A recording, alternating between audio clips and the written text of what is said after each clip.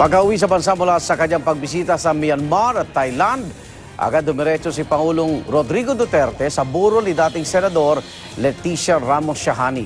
At narito unang balita live ni Bam Alegre. Bam! Igan, mahigit 20 minutong naglagi si Pangulong Rodrigo Duterte dito sa burol ni dating Senadora Leticia Ramos Shahani sa Manila Memorial Park sa Sucat, Parañaque. Pasado alas 4 na madaling araw nang dumating rito ang Pangulo at kakalapag lamang niya noon sa Maynila galing sa kanyang mga state visit sa Myanmar at Thailand.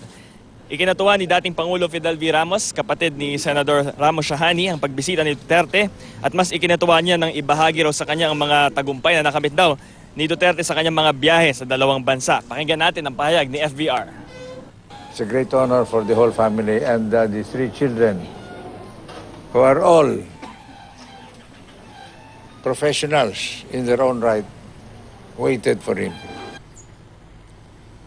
Iyan, bago umalis si Pangulong Duterte ay sumilip siya at nakiramay doon sa burol naman sa katabi, yung katabing room kung saan ginaganap nga yung burol ni Senador Ramos Shahani. Yan ang latest mula rito sa Sucat, Parañaque. Balik sa'yo, Igan. Maraming salamat, Bam Alegre.